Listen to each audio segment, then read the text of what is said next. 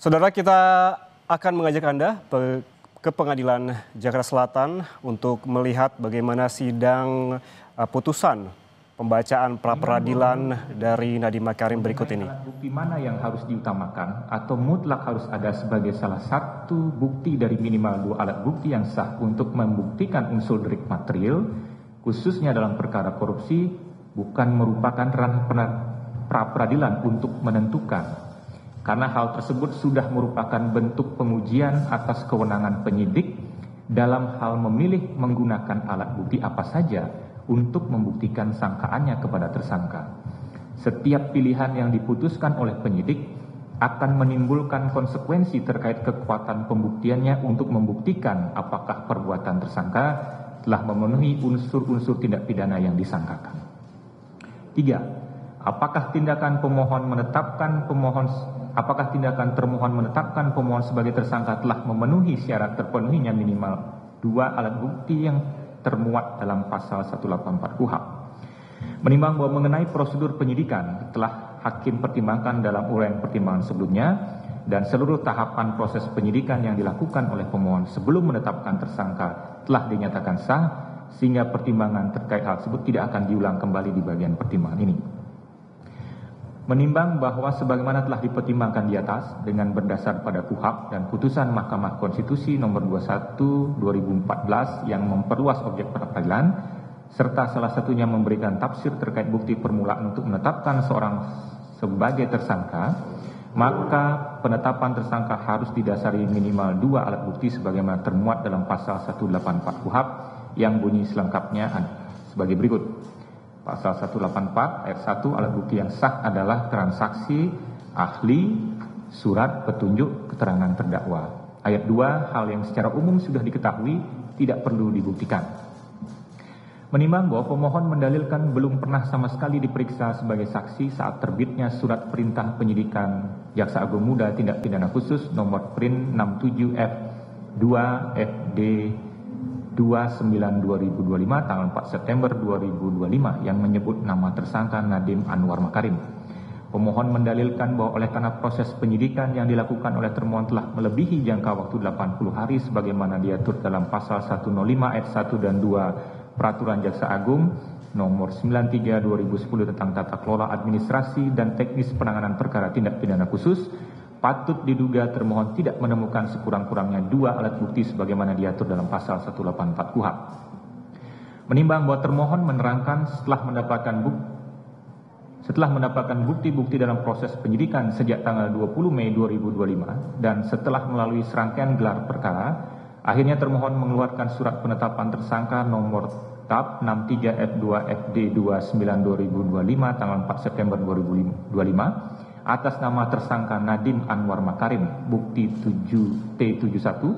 Setelah itu penyidik menerbitkan surat perintah penyidikan nomor Prin 67 F2 FD 9/2025 tanggal 4 September 2025 tanggal 4 September 2025 yang menyebutkan nama pemohon sebagai tersangka, bukti T72. Menimbang bahwa dari rangkaian peristiwa sebagaimana diuraikan di atas dapat terlihat bagaimana proses penyidikan yang dilakukan oleh termohon hingga menetapkan tersangka. Surat perintah penyidikan yang dikeluarkan mulai tanggal 20 Mei 2025, 11 Juni 2025, 11 Juli 2025, 21 Juli 2025 dan 31 Juli 2025 dan terakhir tanggal 4 September 2025 bukanlah perintah penyidikan yang berdiri sendiri atau untuk kepentingan penyidikan tindak pidana yang berbeda. Semuanya adalah menjadi satu kesatuan rangkaian penyidikan atas tindak pidana yang ditemukan, yakni perkara dugaan tindak pidana korupsi pada Kementerian Pendidikan, Budaya Riset Teknologi Republik Indonesia dalam program digitalisasi pendidikan tahun 2019 sampai dengan 2022 dan urgensi dari dikeluarkannya beberapa surat perintah penyidikan tersebut adalah untuk menambah tim penyidik untuk mempercepat penyelesaian penyidikan sebagaimana ditentukan dalam pasal 105 Perja nomor 93/2010 tersebut. Menimbang bahwa mengenai sifat pengujian sah atau tidaknya penetapan tersangka dalam sidang pra-peradilan, Mahkamah Agung mengeluarkan peraturan nomor 4 tahun 2014 tentang larangan peninjauan kembali putusan pra-peradilan yang mana pasal 2 ayat 2 perma tersebut berbunyi pemeriksaan pra-peradilan terhadap permohonan tentang tidak sahnya penetapan tersangka hanya menilai aspek formil, yaitu apakah ada paling sedikit 2 alat bukti yang sah dan tidak memasuki materi perkara.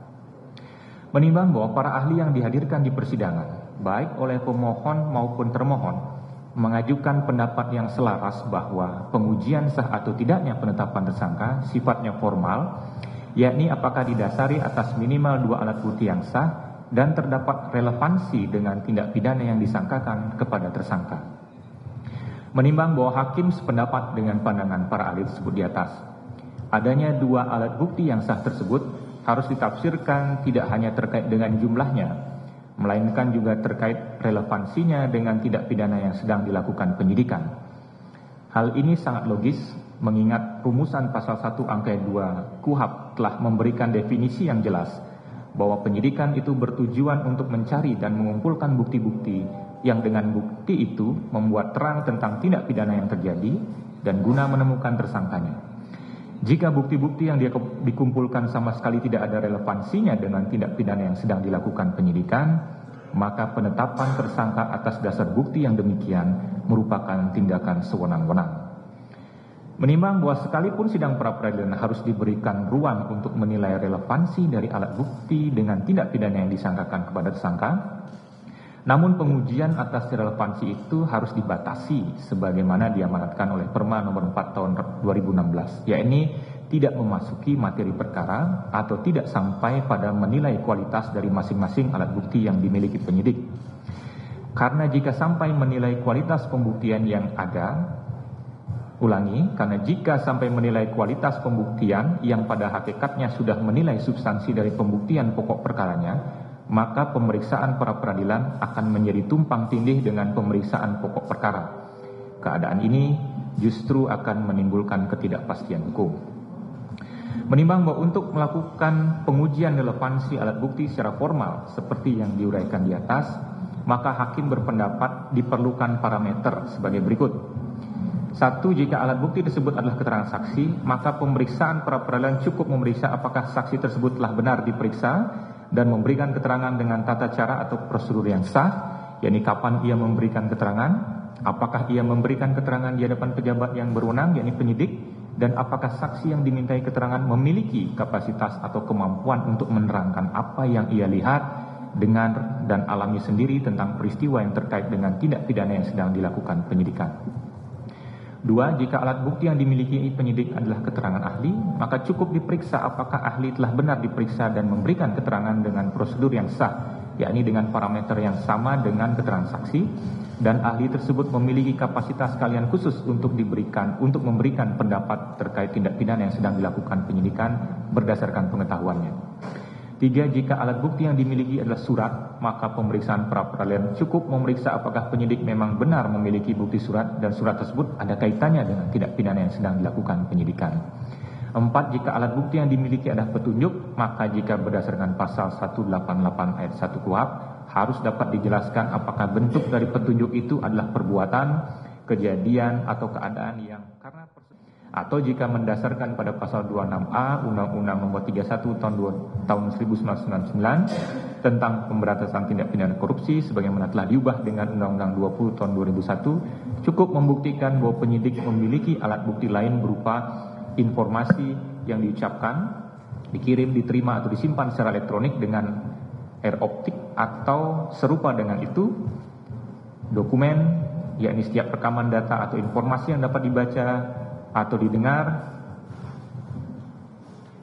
yang dapat dikeluarkan dengan atau tanpa bantuan suatu sarana, baik yang tertuang di atas kertas fisik apapun selain kertas maupun yang terekam secara elektronik yang berupa tulisan, suara, gambar, peta, rancangan foto, huruf, tanda angka atau perforasi yang memiliki makna.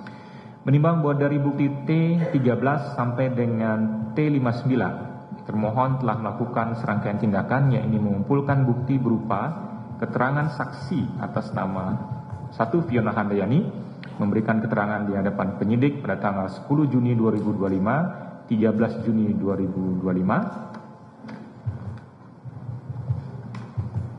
10 Juni 2025 dan 13 Juni 2025 di hadapan Joko Sutanto dan di hadapan penyidik Tabrani dan Randy Ahmad Fauzi tanggal 1 Juli 2025. Saksi pernah menduduki jabatan staf khusus Menteri Kementerian Pendidikan, Budaya, Riset, dan Teknologi RI. 2. Andre Sulistyo memberikan keterangan di hadapan penyidik atas nama Roy Riyadi tanggal 10 Juli 2025 pada tahun 2015 sampai 2023 menduduki jabatan Direktur Utama PT Goto Gojek Tokopedia, dulu bernama PT Aplikasi Karya Anak Bangsa. 3. Ganis Sumudra Murhanyono memberikan keterangan di hadapan penyidik atas nama Radityo pada tanggal 10 Juni 2025. Saksi merupakan karyawan swasta yakni sebagai Strategic Partner Management Chrome OS Indonesia sejak November 2021. 4. Dr. Poppy Dewi Puspitawati MA memberikan keterangan di hadapan penyidik atas nama Aprilian Satrio Widiatmono tanggal 16 Juni 2025 di hadapan Dr. Muhammad Deniardi tanggal 2 Juli 2025. Saksi menjabat sebagai Direktur SMP Direktorat Pendidikan DAS dan Menengah periode 2019-2020 dan Widya Prada Ahli Utama di Direktorat SMP Kementerian Pendidikan, Kebudayaan, dan Riset Teknologi sejak 2020.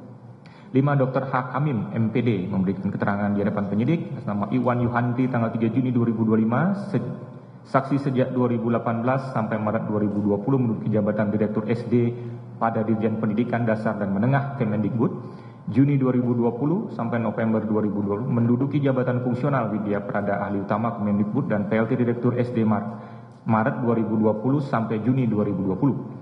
November 2020 sampai Januari 2022 sebagai Sekretaris Deputi Bidang Koordinasi Peningkatan Kualitas Pendidikan dan Moderasi Beragama pada Kemenko Pembangunan Manusia dan Kebudayaan. Januari 2022, Oktober 2024 menjabat sebagai Kepala Biro Umum dan SDM pada Kemenko Pembangunan Manusia dan Kebudayaan. 6. M. Samsuri memberikan keterangan di hadapan penyidik atas nama Yoza Pramadanta pada tanggal 23 Juni 2025. Sejak 2018 sampai 2020 menjabat sebagai Sekretaris Lembaga LL Dikti Wilayah 3 Jakarta 2020-2021 sebagai Kepala Biro Perencanaan Kemdikbudristek 2022 sampai 2025 sebagai Kepala LL Dikti Wilayah 4 Kemendikbudristek. 7. Cepi Lukman Rusdiana memberikan keterangan di hadapan penyidik atas nama Cornelis G. PH SIMH tanggal 13 Juni 2025. Saksi tahun 2028 sampai Maret 2020 menjabat sebagai Kasih Sarana dan Prasarana Subsidi Direktorat Pembinaan SMP, Maret 2020 sebagai pejabat fungsional. 8. Dr. Insinyur Totok Suprayitno memberikan keterangan di hadapan penyidik atas nama Joko Sutanto SIMH pada tanggal 30 Juni 2025. Saksi pada tahun 2015 sampai 2020 menjabat sebagai Kepala Badan Litbang Kemendikbudristek. November 2020 sampai April 2001 PLT Kepala Badan Litbang Kemenbudristek.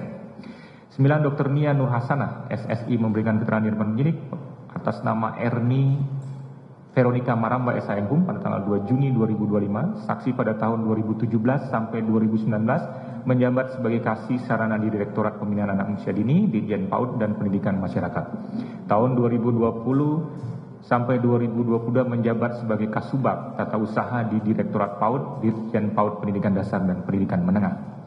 10.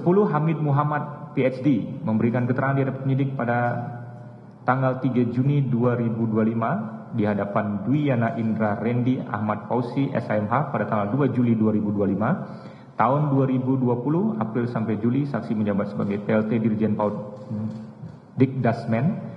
Agustus 2020 sampai Oktober 2024 menjabat sebagai staf khusus Mendikbudristek bidang pembelajaran.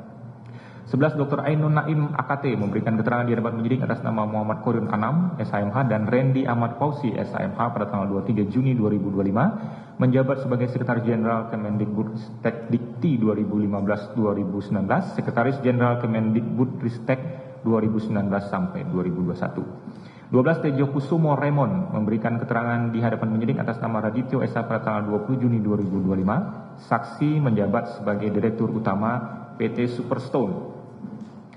13. Sutanto memberikan keterangan di hadapan penyidik atas nama Benediktus Haryo Gona Perdana Esa pada tanggal 3 Juni 2018 sampai 2023 menjabat sebagai Sesdirjen Dikdasmen tahun 2020 berubah nomenklatur menjadi Sesdirjen PAUD Dikdasmen. 14. Solihun Kodir memberikan keterangan di hadapan penyidik atas nama Erni Veronica Maramba dan Radityo pada tanggal 2 Juni 2025. Saksi adalah guru pada Dinas Pendidikan Provinsi Jawa Barat. 15. Idi Sumardi memberikan keterangan di hadapan penyidik atas nama Amir Akbar Nurul Komar, SHMH, pada tanggal 2 Juni 2025, dosen STIMK Jabar sejak 2008. 16. Deswita Arvinci Stevi memberikan keterangan di hadapan penyidik atas nama Nopri X Sandi, SHMH, pada tanggal 7 Juli 2025, saksi menjabat sebagai Sekretaris Kemendikbudristek tahun 2019 sampai 2024. 17. Subiantoro memberikan keterangan di hadapan penyidik atas nama Amir Akbar Nurul Komar, SHMH, pada tanggal 4 Juni 2025, saksi menjabat sebagai Inspektur 2 Bidang Dikdasmen 2020 sampai 2021, Sekretaris Itjen Kemendikbud 2021 sampai 2023. 18. Nadim Anwar Makarim memberikan keterangan di hadapan penyidik atas nama Roy Riyadi, SHMH, Cornelis GP Heidemana, SHMH, Joko Stanto, SHMH, pada tanggal 23 Juni 2025, 15 Juli 2025, dan 4 September 2025. Saksi menjabat sebagai Mendikbudristek periode 2019-2024. Menimbang bahwa semua saksi-saksi tersebut di atas dimintai keterangan oleh penyidik sebelum termohon menetapkan pemohon sebagai tersangka, dan keterangan yang diminta adalah terkait dengan adanya dugaan tindak pidana korupsi pada Kementerian Pendidikan, Budaya, Riset, dan Teknologi RI dalam program digitalisasi pendidikan tahun 2019 sampai dengan tahun 2022. Dengan memperhatikan secara formal jabatan yang pernah diduduki pada kurun waktu tertentu atau latar belakang saksi, maka semua saksi memiliki kemampuan untuk menerangkan apa yang ia lihat, dengar, dan ketahui sendiri tentang dugaan tindak pidana tersebut. Menimbang bahwa pemohon juga diperiksa sebagai saksi pada tanggal 4 September 2025 pukul 9 WIB sebelum dikeluarkannya surat penetapan dirinya sebagai tersangka. 2. Keterangan ahli, yakni ahli keuangan negara atas nama Siswo Sujanto, DEA, yang pemeriksaan dilakukan tanggal 3 Juli 2025 di hadapan penyidik atas nama Erni Veronica Maramba, SHMH, Teguh Aprianto, SHMH, dan Radityo SH. Ahli hukum administrasi negara atas nama Dr. Bambang Redi, SHMH, MSI, yang pemeriksaan dilakukan tanggal 4 Juli 2025 di hadapan penyidik atas nama Erni Veronica Maramba, SHMH, Cornelis Gib, FH, SHMH, dan Teguh Aprianto, SHMH. Ahli hukum pidana atas nama Prof. Dr. Suparji, SHMH, yang pemeriksaannya dilakukan pada tanggal 11 Juli 2025 di hadapan penyidik atas nama Erni Veronica Maramba, SHMH, Teguh Aprianto, SHMH, dan Radityo SH. Ahli pengadaan barang dan jasa, barang atau jasa pemerintah termasuk BUMN atau BUMD, atas nama Setia Budi Arijanta, SKKN, yang pemeriksaannya dilakukan tanggal 2 Juli 2025 di hadapan penyidik Erni Veronica Maramba, Teguh Aprianto, dan Joko Stanto. Ahli audit keinvestigasian termasuk audit penghitungan kerugian keuangan negara atas nama Dedi Nurmawan Susilo, STRAK, FRMP, yang pemeriksaan dilakukan 14 Agustus 2025 di hadapan penyidik atas nama Roy Riyadi dan Nopri S. Sandi. Menimbang bahwa semua ahli tersebut di atas dimintai keterangan sebelum pemohon ditetapkan sebagai tersangka, dan ahli-ahli yang dimintai keterangannya tersebut memiliki kapasitas atau kemampuan berdasarkan keahliannya masing-masing untuk memberikan pendapat berdasarkan pengetahuannya terkait dugaan tindak pidana korupsi pada Kementerian Pendidikan, Budaya, Riset, dan Teknologi RI dalam program digitalisasi pendidikan tahun 2019 sampai dengan tahun 2022. 3. Surat berupa risalah hasil ekspos atas dugaan tindak pidana korupsi pada Kementerian Pendidikan, Budaya, Riset, dan Teknologi RI dalam program digitalisasi pendidikan tahun 2019 sampai dengan 2022 tanggal 19 Juni 2025. Kajian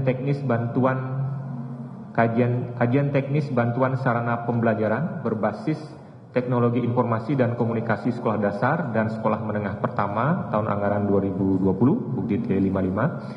Review hasil kajian teknis analisis kebutuhan peralatan TIK untuk pembelajaran berbasis teknologi informasi dan komunikasi sekolah dasar dan sekolah menengah pertama tahun anggaran 2020. Pengumuman laporan harta kekayaan penyelenggara negara periodik 2022 atas nama Nadim Anwar Makarim. Dokumen shareholders agreement Mei 10 2021 among PT Aplikasi Karya Anak Bangsa and its shareholders Parti Hereto.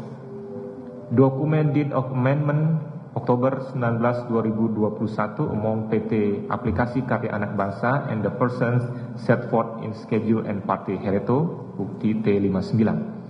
Menimbang bahwa termohon telah memiliki bukti surat tersebut di atas dan ada kaitannya dengan dugaan tindak pidana korupsi pada Kementerian Pendidikan, Budaya, Riset dan Teknologi RI dalam program digitalisasi pendidikan tahun 2019 sampai dengan 2022. Petunjuk memang bahwa dalam jawabannya termohon menerangkan telah memiliki alat bukti petunjuk berdasarkan ketentuan pasal 184 Junto 188 KUHP, Junto pasal 26A Undang-Undang Nomor 31 Tahun 1999 tentang pemberantasan tindak pidana korupsi sebagaimana diubah dengan Undang-Undang Nomor 20 Tahun 2001. Menimbang bahwa bukti petunjuk yang dimiliki termohon adalah bukti elektronik, bukti T61, bukti T64, dan bukti T67 sebagaimana diajukan di persidangan yang terkait dengan dugaan tindak pidana korupsi pada Kementerian Pendidikan, Budaya, Riset dan Teknologi RI dalam program digitalisasi pendidikan tahun 2019 sampai dengan 2022. Menimbang bahwa sebagai bentuk penegasan, sekalipun hakim pra-peradilan menyatakan bukti-bukti yang dimiliki oleh termohon memiliki kaitan dengan tindak pidana yang sedang dilakukan penyidikan, namun mengenai kekuatan pembuktian dari masing-masing alat bukti tersebut, hakim pra-peradilan tidak berwenang menilainya.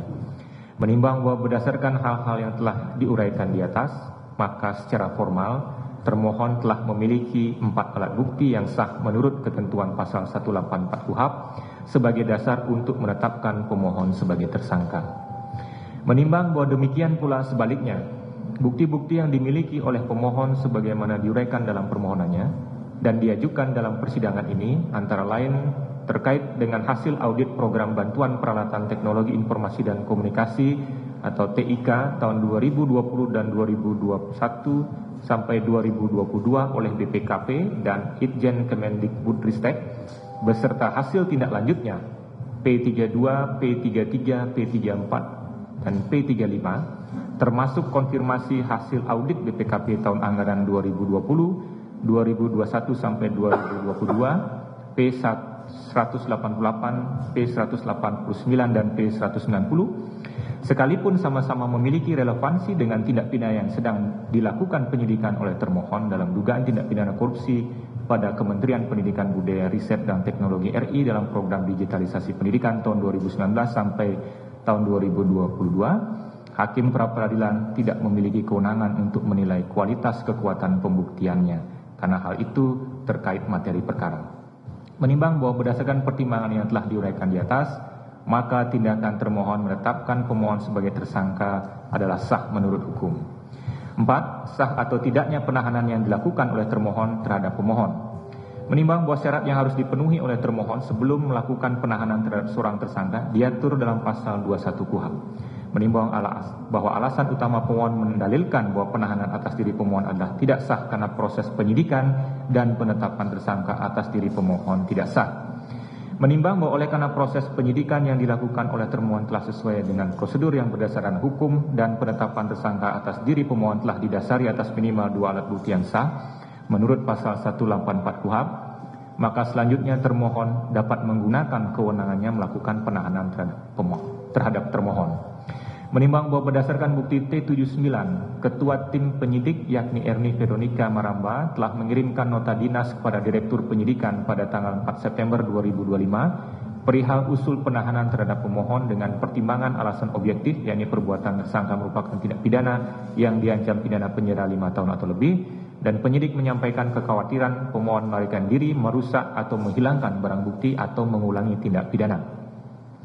Menimbang bahwa alasan subjektif yang diatur dalam pasal 21 KUHP bersifat alternatif, sekalipun seorang tersangka terbukti kooperatif dalam memenuhi setiap panggilan pemeriksaan dan dengan adanya pencegahan terhadap permohon untuk berpergian ke luar negeri, bukti P185 dan P186, namun kekhawatiran dari aspek lain, misalnya melakukan perbuatan menghilangkan barang bukti, dapat saja terjadi. Dan kekhawatiran semacam ini dalam konteks pemberantasan korupsi yang merupakan tindak pidana yang sangat serius, menurut hakim dapat diterima sehingga penahanan terhadap pemohon adalah sah menurut hukum. Menimbang bahwa permohonan pemohon selebihnya, yakni mengenai perintah agar termohon tidak melimpahkan berkas perkara ke pengadilan sebelum permohonan pra-peradilan diputus, dan agar hakim pra-peradilan memerintahkan termohon untuk menangguhkan atau mengalihkan penahanan pemohon bukan menjadi kewenangan hakim pra-peradilan. Menimbang bahwa berdasarkan pertimbangan di atas, maka ternyata permohonan pra-peradilan pemohon tidak beralasan menurut hukum dan sudah sepatutnya ditolak. Menimbang bahwa oleh karena permohonan pra-peradilan pemohon ditolak, maka biaya yang timbul dalam perkara ini haruslah dibebankan kepada pemohon sejumlah nihil. Mengingat pasal 77, pasal 1 angka 2 ayat pasal 1 angka 2 dan angka 14, pasal 17, pasal 21, Undang-Undang nomor 8 tahun 81 tentang hukum acara pidana, pasal 2 ayat 2 Perma nomor 4 tahun 2016 tentang larangan peninjauan kembali putusan pra-peradilan dan peraturan perundang-undangan lain yang bersangkutan mengadili: 1. Menolak permohonan pra-peradilan pemohon. 2. Membebankan kepada pemohon untuk membayar biaya perkara sejumlah nihil. Demikianlah diputuskan pada hari Senin tanggal 13 Oktober 2025 oleh Ketua Darpo Anesa, Hakim Pra-Peradilan pada Pengadilan Negeri Jakarta Selatan, dan diucapkan dalam sidang terbuka untuk umum pada hari dan tanggal itu juga oleh hakim tersebut dan dibantu oleh Mangaranap Simamora SHMH, panitera pengganti, serta dihadiri oleh kuasa pemohon dan kuasa termohon. Demikian putusan yang telah kami bacakan kepada kuasa pemohon dan termohon. Dengan selesainya pembacaan putusan ini, sidang pra-peradilan kami nyatakan selesai. Dan saya mengucapkan terima kasih kepada para pemohon, kuasa pemohon dan kuasa termohon, serta hadirin sekalian yang sudah mengikuti persidangan ini dari awal sampai akhir dengan tertib, sehingga persidangan berjalan dengan lancar. Sidang saya nyatakan selesai dan ditutup.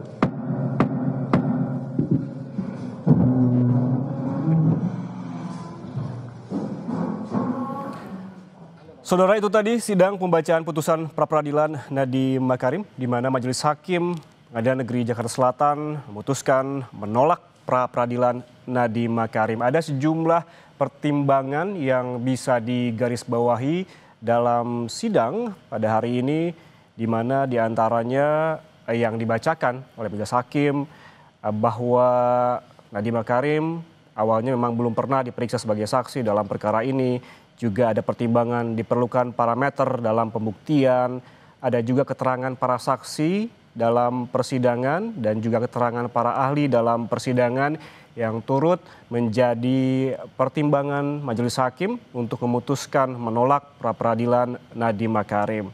Di mana yang juga dibacakan terkait dengan pertimbangan atas putusan pra-peradilan, diantaranya terkait dengan bukti elektronik yang dihadirkan dalam persidangan, dan ada juga konfirmasi terkait dengan hasil audit pengadaan laptop Chromebook dalam kasus ini.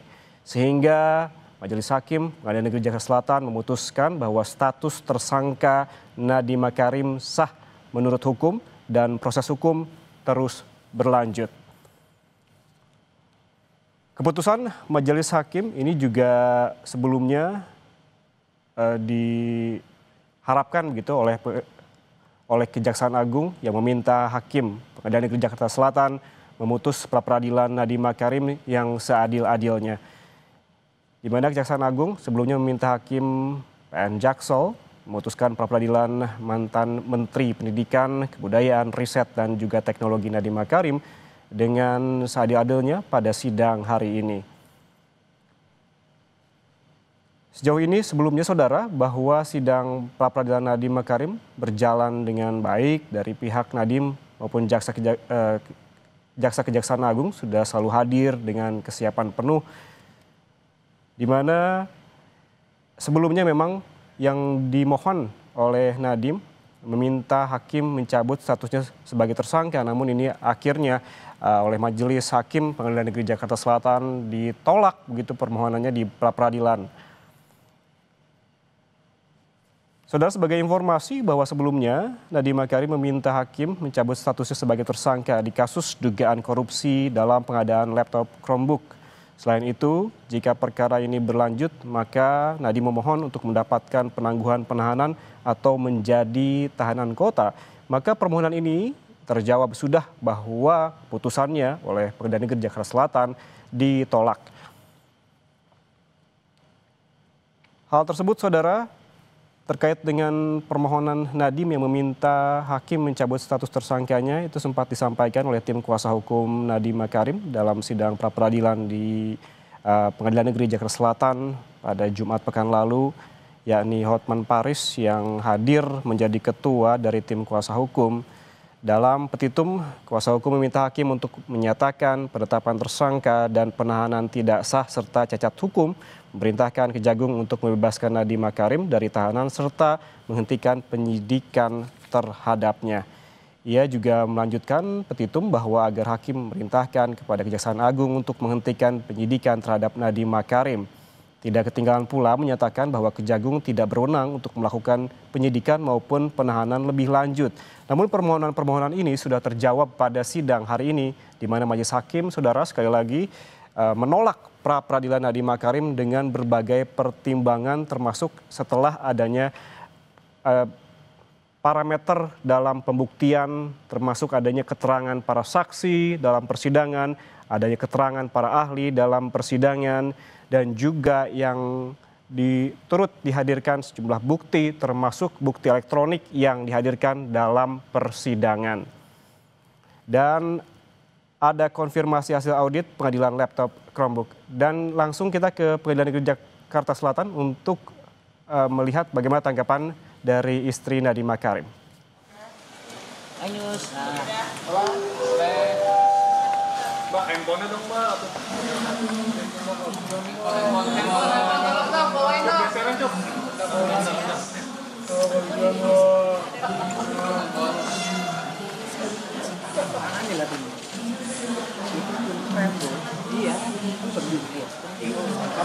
Negeri, tentunya saya, keluarga Mas Nadiem dan tim hukum hanya akan selalu melakukan dan mencari jalan melalui koridor hukum yang sudah diatur oleh undang-undang. Terima kasih sekali lagi untuk seluruh doa dari teman-teman semuanya, dari keluarga kerabat kami, sehingga Mas Nadiem juga sampai di hari ini masih bisa berdiri bersama-sama biarpun terpisah jauh dari kami. Terima kasih sekali lagi, mohon doanya. Selanjutnya apa, Mbak?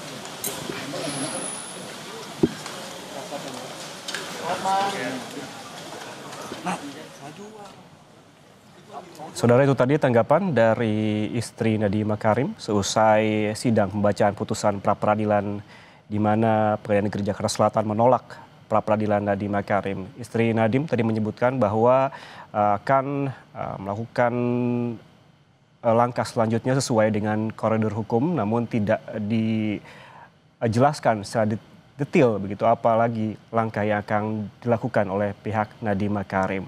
Seperti diketahui saudara, pada sidang yang berlangsung pada hari ini, sidang pra-peradilan Nadiem ini memang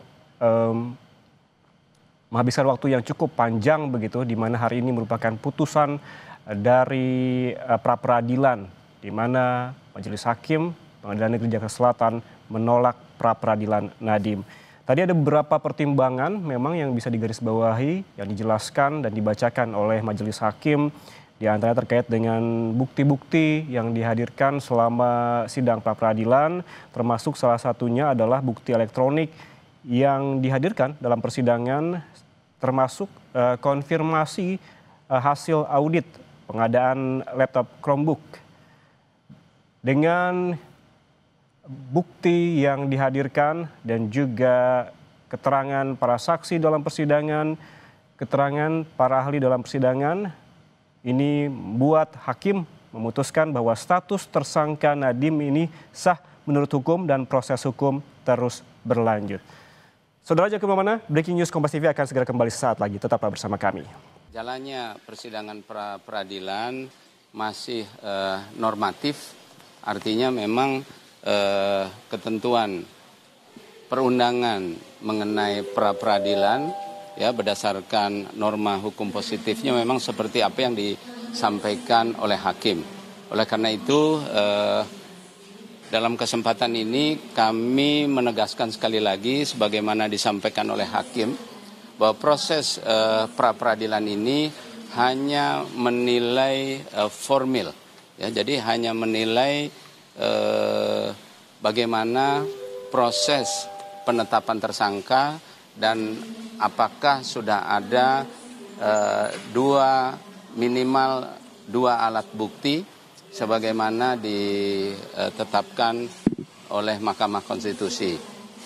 Memang di dalam putusan Mahkamah Konstitusi tidak menjelaskan 2 bukti permulaan itu seperti apa. Dan memang ini adalah suatu kelemahan ya, yang secara normatif memang sudah begitu adanya. Tadinya kita mengharapkan bahwa hakim akan melakukan terobosan hukum sehingga dapat memberikan suatu penemuan hukum, namun rupanya hakim tetap berpedoman kepada norma-norma positif sebagaimana ketentuan yang kaku tersebut. Nah, oleh karena itu sekali lagi bahwa proses peradilan ini baru membuktikan administrasi daripada penetapan tersangka sebagaimana tadi juga sudah ditetapkan. Nah, dengan demikian maka kami sebagai penasihat hukum Pak Nadiem akan mempersiapkan ya alat-alat bukti yang tentunya akan memberikan pembuktian secara substansial nantinya di dalam pemeriksaan pokok perkara. Nah, kami juga akan menggunakan tindakan-tindakan hukum yang dimungkinkan oleh undang-undang jika memang di dalam rapat penasihat hukum nanti kita menemukan adanya hak-hak konstitusional dari Pak Nadiem yang belum terpenuhi. Nah, tentunya kami akan tetap mengikuti prosedur hukum yang ada di dalam membela hak konstitusional daripada Pak Nadiem, khususnya berkaitan dengan kerugian negara, perhitungan kerugian negara, karena sampai saat selesainya proses pra-peradilan belum dimajukan hasil perhitungan kerugian negara sebagai bukti permulaan di dalam penetapan tersangka. Nah, walaupun bagi kami hal ini merupakan sesuatu yang harus dipertimbangkan sebelum dilakukannya penetapan tersangka, namun dikarenakan undang-undang tidak menyatakan demikian, maka tentunya kami harus mengambil langkah-langkah hukum yang lain agar kepastian hukum dan persamaan hukum yang merupakan hak konstitusi dari Pak Nadiem dapat tetap dipenuhi. Demikian. Selanjutnya kan artinya persidangan yang dilakukan nantinya setelah P21 begitu ya Pak. Dan nanti mungkin kalau dari jaksa kan menyebutkan bahwa sebetulnya kerugian negara itu tidak harus dari LHKI ataupun juga dari BPK begitu yang memeriksa. Nah, nanti mungkin apa yang nanti akan disiapkan dari pihak Nadiem sendiri untuk di persidangan untuk membuktikan bahwa tidak adanya kerugian negara? Hakim tidak menyebutkan mengenai bagaimana alat bukti. Hakim hanya menyebutkan bahwa di dalam penetapan tersangka cukup penyidik ya memiliki minimal 2 alat bukti tanpa mempersyaratkan alat bukti seperti apa. Sepanjang alat bukti itu sesuai dengan 184 KUHP, maka sudah dinilai penetapan tersangkanya sudah berdasarkan ketentuan dan sudah sah itu. Jadi tidak menyebut mengenai alat bukti yang mana. Jadi habis ini akan menemui Mas Nadiem begitu Pak untuk memberitahukan atau seperti apa? Ya, sudah ada, kita ada pembagian tugas dari tim kuasa hukum yang memberitahu mengenai hasil daripada pra-peradilan ini ke Pak Nadiem. Ya. Ada lagi? Ya, terima kasih. Terima kasih. Ya, terima kasih. Masih di ini, Nadiem masih dirawat atau masih pemulihan? Pak Nadiem masih Pak Nadiem sudah selesai ya. Ya, Pak Nadiem sudah selesai menjalani operasi yang pertama dan kemudian saat ini pembantaran sudah selesai dan saat ini Pak Nadiem ada di dalam rutan kejaksaan. Ya. Di Kejari, Jakarta Selatan. Ya. Ya, terima kasih. Terima kasih.